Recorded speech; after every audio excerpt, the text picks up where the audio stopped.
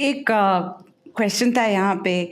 जब हमने रिसर्च किया, आपने एक कैंपेन ये भी था कि किचन के यूटेंसिल्स को यूज़ करके आप डोमेस्टिक वायलेंस के अगेंस्ट कैसे हाँ, you can stand up for it. I thought that was very interesting. थोड़ा उसके बारे में बताएँगे? प्रॉब्लम कहाँ से शुरू वो हुआ? कितना डीप है ये प्रॉब्लम और ये कैंपेन क्या था?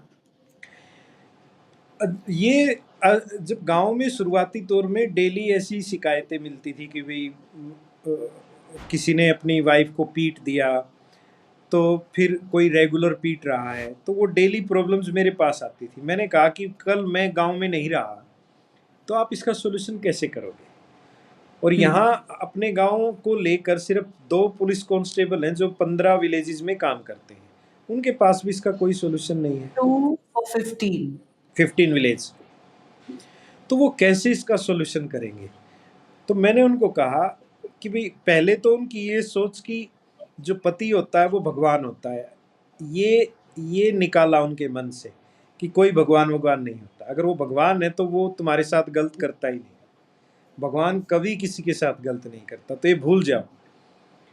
ये तुम्हारी बगैर चॉइस से, तुम्हारे घर वालों की चॉइस से मैं उनको समझाता था कि तुम्हारी तो ये चॉइस नहीं था जब इससे शादी हुई, लेकिन आपके घर वालों की चॉइसेस बना ये, क्योंकि इसके पास कोई रिसोर्स रहा होगा और उसकी वजह से आप इसकी लाइफ पार्टनर बन गई।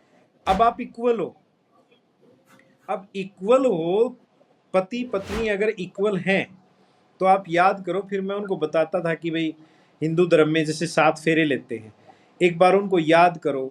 वो किसी को नहीं पता होते थे, तो मैं फिर हुँ। पंडित जी को बुलाता था, भाई उसमें क्या क्या कहा गया मुझे भी बताओ। तो मैं कहता था देखो आप इक्वल पार्टनर हो। जैसे कोई बिजनेस शुरू करते हैं ना, वैसे ये फैमिली बिजनेस है एक प्रकार का। अब अगर एक कुछ गलत कर रहा है तो दूसरा उसे रोकेगा, टोकेगा। तो ऐसे करके हमने कुछ महिलाओं को तैयार किया, जिनको उनके हस्बैंड डेली मारते पीटते कुछ वो करते थे। फिर हमने उस पे कहा कि आप जो आपके किचन में इतने सारे चीज़ें हैं, आप उनका यूज़ हुँ। करो सिंपली। आप उनके द्वारा जब कभी वो आगे करें, क्योंकि उस समय मैं 27 ईयर का था जब मैंने ये फ़ॉर्मूला निकाला था उस टाइम तो ना, क्योंकि उस टाइम इससे बेटर मेरे पास था भी नहीं कुछ, कि मैं हुँ। डेली पुलिस को बुलाऊँ और सॉल्यूशन निकालूँ। तो कुछ औरतों ने फिर ऐसे करना शुरू कर दिया। फिर वो बात पूरे गाँव में र्यूमर की तरह फैल गई। फिर बोला कि भई सुनील तो ऐसे-ऐसे करवा रहा है। और फिर मैंने कहा कि अगर अब कोई आदमी, पुरुष मेरे पास इसकी शिकायत लेके आएगा, मैं इन महिलाओं के खिलाफ कुछ नहीं होने दूँगा। तो ऐसे करके एक माहौल सा बन गया कि ऑब्वियसली भई गाँव के अंदर जो महिलाएँ हैं वो पुरुषों को पीटने लग गई बराबर में। और तो उससे काफ़ी कमी आई डोमेस्टिक वायलेंस में, मतलब पूरा तो नहीं, लेकिन 20-30% का बहुत अच्छा वो आया। अब क्योंकि वो भी लोग यूँ ही देखते थे कि भई औरत अच्छा खाना ना बनाए, या आपकी बात ना माने, या आप बाहर से परेशान होकर आए हो, तो वो सारी परेशानी आप औरत पे ही निकालते हैं वो लोग। उनके पास 2 ही तरीके होते हैं, आप रात को लौटोगे, आप उसको सेक्सुअल एक्टिविटी में इन्वॉल्व करोगे उसकी बगैर इच्छा के, या दूसरा आप उसको पीटोगे। पुरुष के पास तीसरी चीज़ उस पुरुष को कभी सिखाई ही नहीं गई है, और ये ना हमारी किताबों में मिलता है, ना इसको हम डिस्कस करते हैं।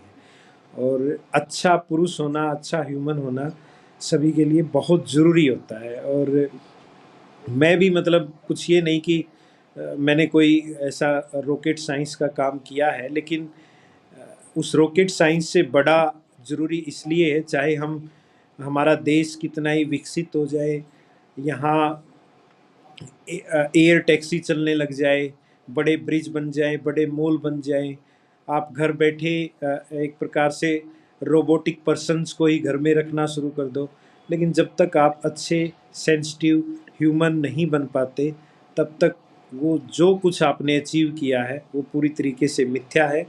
और मेरे जैसा पैट्रियार्कल पर्सन अगर बदल सकता है, तो ये जो आपने टॉक शो अरेंज किया, मैं सोचता हूँ कि दूसरे जो पुरुष हैं, वो भी अपनी लाइफ में चेंज लेकर आएँ और बदलना ज़्यादा मुश्किल बड़ी प्रोसेस नहीं है।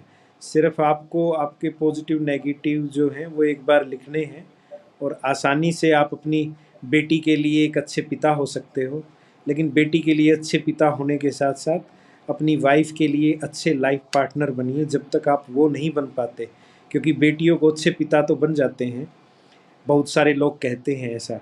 मैं उन बेटियों को यही कहता हूँ कि आप ऐसा देखो कि आपका आपका पिता आपकी वाइफ के प्रति क्या व्यवहार करता है, आपकी माँ के प्रति क्या व्यवहार करता है।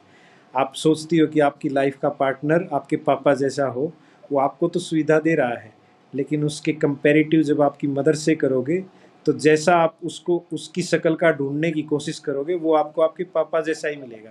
फिर वो आपको बेटी जैसा प्यार नहीं करेगा, वो आपको पति जैसा प्यार करेगा।